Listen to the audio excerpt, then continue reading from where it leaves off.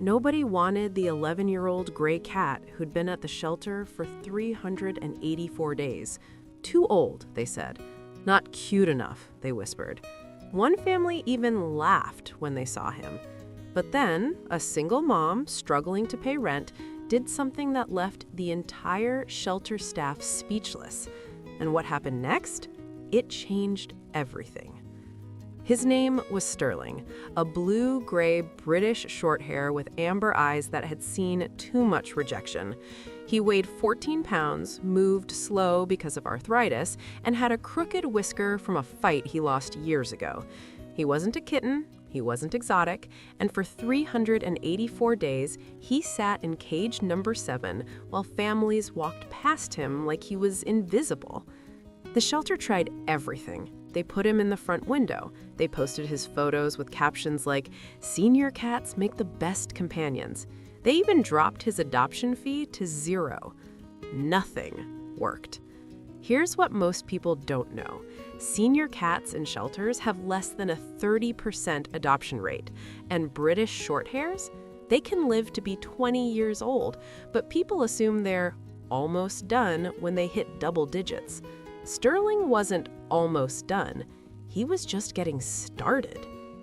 Would you have walked past him too? Jessica was 32, recently divorced, and barely making ends meet in a tiny one-bedroom apartment.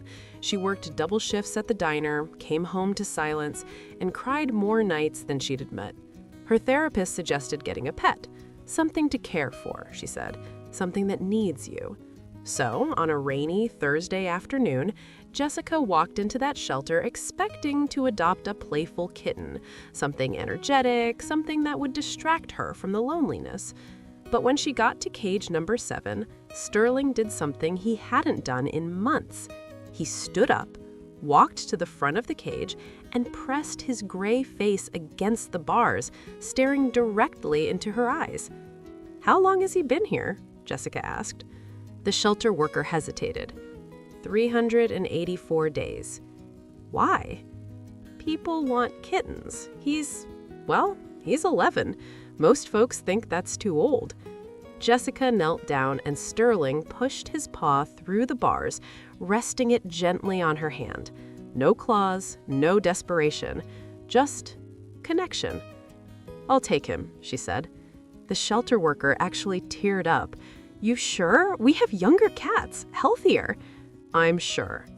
Look, if you're still here but haven't subscribed yet, honestly, that kind of hurts. We pour our hearts into these stories. Hit that subscribe button. Trust me, you're going to want to see what happens next. The first week was rough. Sterling didn't eat. He hid under the bed and only came out at 3 a.m. to use the litter box. Jessica wondered if she'd made a mistake. But on day 8, something shifted. She came home from her shift, collapsed on the couch in her work uniform, and started crying. The kind of crying where you can't catch your breath, where everything just pours out. And then she felt it, a weight on her lap. Sterling had climbed up, slowly, carefully, and was kneading his paws into her legs, purring, that deep, rumbling purr that British Shorthairs are famous for. He didn't run, he didn't hide, he just stayed.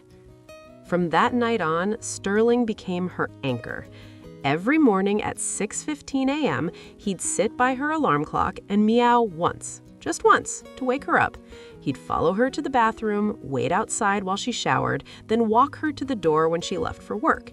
And every single night, no matter how late she came home, Sterling would be waiting on the back of the couch in the exact same spot.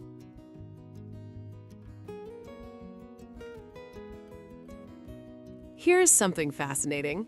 British Shorthairs are known as gentle giants of the cat world. They're not clingy, they're not hyper, but they bond deeply with one person. Once they choose you, they're loyal for life. And Sterling, he'd chosen Jessica. The neighbors started noticing changes too. Mrs. Chen from apartment 3B, who used to hear Jessica crying through the walls, now heard laughter. The mail carrier mentioned that Jessica smiled more when she answered the door. Even her mom called one day and said, "You sound different, happier." It wasn't just Sterling's presence, it was his routine. He'd learned her schedule better than she knew it herself. On rough days, when Jessica came home dragging her feet, Sterling would already be at the door with his favorite toy mouse, dropping it at her feet like an offering. On good days, he'd greet her with a slow blink, that cat, I love you, that only the people who know. But the shelter worker had warned her about one thing. Senior cats, especially ones who've been through trauma, sometimes have medical issues. Jessica nodded, thinking she was prepared. She wasn't. But the moment that proved everything happened 4 months later. Jessica got laid off. No warning, no severance, just a pink slip and 2 weeks to figure out how to pay rent. She sat at her kitchen table staring at bills she couldn't pay, wondering if she'd have to surrender Sterling back to the shelter just to survive. That's when Sterling did something he'd never done before. He jumped onto the table, walked across her bills, and knocked her phone directly into her hand. It rang 2 seconds later. Her old manager from 3 years ago. Hey Jess, I know this is random, but we have an opening. Better pay, better hours. Interested? Coincidence? Maybe. But Jessica swears Sterling knew. The same cat nobody wanted, the same cat who sat in a cage for 384 days, had somehow become the reason she kept going. Fast forward to today. Sterling is 13 years old. Jessica got promoted, she moved into a 2-bedroom apartment, 1 room for her, 1 room that Sterling has completely taken over with his cat tree, toys, and a heated bed. They have breakfast together every morning, they watch TV every night, and when Jessica's ex-husband came by to pick up his stuff and tried to start drama, Sterling positioned himself between them and wouldn't budge until the guy left.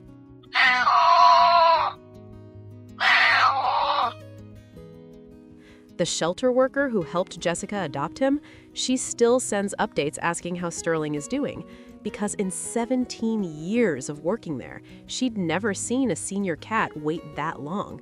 Most get euthanized after 6 months. Sterling survived because someone, somewhere, believed he still had a story left to tell. And that cage, number 7, it's been retired. The shelter put a plaque on it that reads, Sterling Spot, proof that age is just a number. So, here's my question for you. Is rescuing a senior pet more meaningful than adopting a kitten? Does age determine worth, or is it about the connection you build? Drop your thoughts in the comments. I want to know where you stand on this.